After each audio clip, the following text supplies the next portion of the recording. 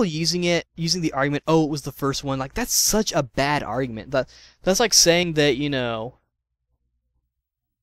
Mega Man 1 is better than Mega Man 2, which I think a lot of people would disagree on. I'm not real big on, the sales of each Mega Man game, but I understand that, Mega Man 2 was pretty dang popular. So, I mean, just because it was first doesn't mean that it was better. I mean, I think Funimation has proven that they can voice Dragon Ball Z accurately and perform very well, much better than the Ocean dub. Plus, the Ocean dub sort of ruined their dub with Dragon Ball Z when, like, they started replacing Goku at, like, every friggin' turn. It's like, okay, seriously, can you guys not get a hold on Goku? I mean, and then, like, they friggin' used, like, recycled music from Mega Man, like the Mega Man cartoon, which was, pathetic and whatnot. So, yeah, and they took the Funimation script, but changed a few things, so ultimately, yeah, you could say that Funimation did copy, like, some of the voices for the Funimation dub, but that was just so that people wouldn't get, I was like, ooh, these voices are so different, I'm gonna stop watching this. Because, kids are watching this, and they're probably gonna get annoyed. Like, I don't, like, and you say, oh, kids don't tell the difference. I could tell the difference, and I'm pretty sure plenty of people who were watching the show could tell the difference. They were just trying to take over, the show. That's what the whole redubs thing, They were just, redoing, their parts, obviously. Then Kai came around and gave them the opportunity to repent and, do the series correctly, which they are currently doing. They're doing it perfectly. Chris Ayres as Frieza is great. I don't have anything against Linda Young, but, Chris Ayres does a much more accurate job of Frieza's voice than Linda Young did. Linda Young is, I'm not saying she's a bad voice actor. I personally think she would be great as Soso and Koihime Muzo. The role's practically made for her, but Chris Ayres does a better job, in my opinion. Let's see what else. Oh yeah, one thing that I feel like I need to mention, I like, you guys can probably guess, but I go to Daizenshu EX and, like, I listen to their podcast. I saw that some people, like, we were talking about, the Super Saiyan transformation. I didn't like how they were using the like this, music that was really more, like, uh-oh, danger's coming kind of music for Goku's Super Saiyan transformation. And I didn't like that. And a lot of fans were saying, it's not about Goku being all badass and going Super Saiyan. It's about, the terror of Krillin dying and Piccolo. It's like, actually, now that I think about it, no, that's not it. That's actually completely and utterly, or at least in my opinion, that's completely and utterly false. The real reason why they did that music and why that part the way it is and why the episode is even called that is because it's the first episode that showed Goku truly get furious at another character, or at just in general. Yeah, at the end of Dragon Ball, he was a little annoyed. Like, fuck you, Grandpa. You're dead to me right now. I can't believe you're not going to save the world or anything like that. I give up on you or something. But he wasn't like fierce, like, ugh, Krillin! He got furious. He got furious, so pissed off at Frieza. And his anger just, erupted. And he just got furious. I mean, he wasn't upset. He wasn't, like, sad, or he probably was, but he was pissed off. It's like, how dare you mess with my friend who isn't even doing anything? He was pissed off. It's not about how terrifying it is. It's about Goku. It's really just about Goku. The title of the episode gives it alone gives it away. Goku explodes. That's the name of the friggin' episode. That's part of it, at least. Goku finally, loses his temper. It's like, okay, you know what, Frieza? I was just trying to defeat you, but you know what? I'm done. And there's even a part as the episode's gone where Goku's like, I'm done fighting, because he's like, doesn't see a point in fighting Frieza. And he wants Frieza to, just like, Frieza is really a douchebag. I mean, don't get me wrong, Griffith is still my all-time favorite anime villain, but Frieza's friggin' evil, he's heartless, he's a jerk. Dang. But yeah, that's the only complaints I could think of. Uh, and now on to something that is about anime fans in general. I've noticed that a lot of people, a lot of younger anime fans in particular, and probably a lot of people who are really hardcore into anime, they're dismissing Dragon Ball Z as a big part of anime, which in my opinion is very bad to do.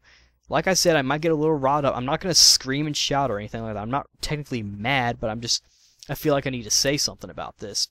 Let me tell you, anime fans, something about Dragon Ball Z, or Dragon Ball. Dragon Ball 1 friggin' got you into anime, probably. I can honestly think of, like, no other anime, besides Pokemon. It's in that category.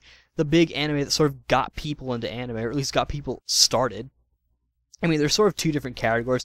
What introduced people to the anime, and what sort of got people into, anime in general.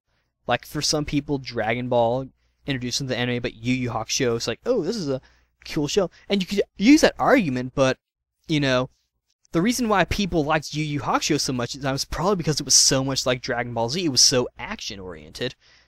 I mean, story-wise, Yu Yu Hakusho probably has a stronger story than Dragon Ball Z for the overall picture. But, I mean, when you get right down to it, it's almost just another martial arts anime, just with a ghost theme to it. But anyway, Dragon Ball Z, in my opinion, is probably one of the greatest, if not the greatest, anime out there. Well, and you guys are probably thinking, no, it's not. I mean, there's Bleach and Naruto and One Piece and all this crap and Pokemon. Pokemon's obviously the greatest thing ever. Let me tell you guys something about it.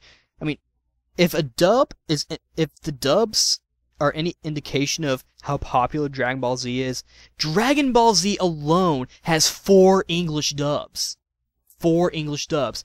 The Ocean dub, which is, the Canadian or the European dub. The Funimation dub, which is the North American dub.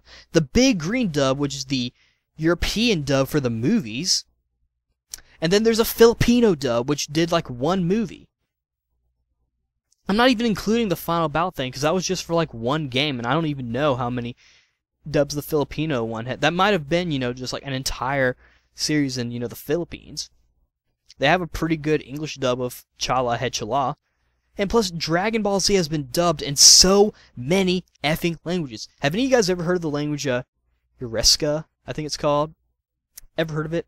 Probably not. But yeah. And I mean, it's got like Dragon Ball Z's been dubbed in like Portuguese, German, Dutch, Spanish twice.